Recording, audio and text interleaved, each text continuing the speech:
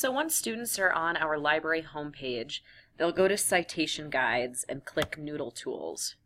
They will then need to register to create an account. So they want to have, I am a student or library patron. They'll have to put in their year of graduation, and they should do a personal ID that is the same that they use when they log on to school computers. So for example, I'm H. Hogarth, but someone else may be J. Brown 37. They should also use the same password they use at school computers, so they'll always remember. They'll fill this out, and then they will simply hit register.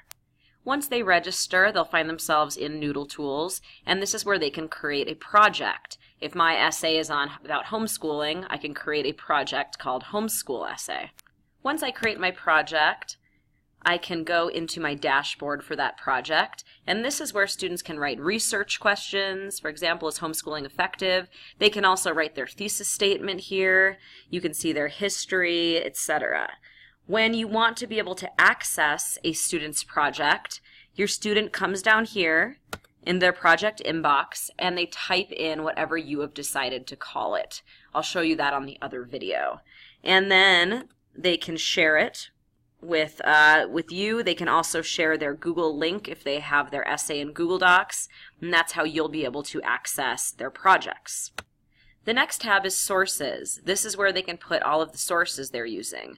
So if I just came across another article I really like, and if it is from a database, I can go in here and I can either enter all the citation information by hand, or if I'm from a database, I can go to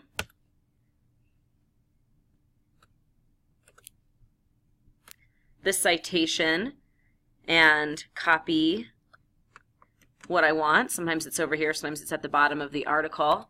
Go back to Noodle Tools, copy and paste citation, and I can import it that way. And it will show up back in the project. A couple of our databases, like Gale, actually has in the citation tools export to Noodle Tools, so they can go about it that way as well. The next tab is note cards.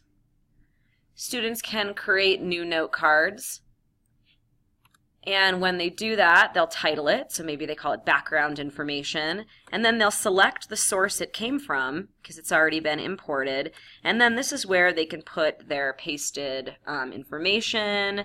This allows them to paraphrase in their own words, and this allows them to do analysis. How does this fit with what you know? What do you wonder? Etc. So a completed note card might look like this. Copied and pasted it, so I put quotes around it.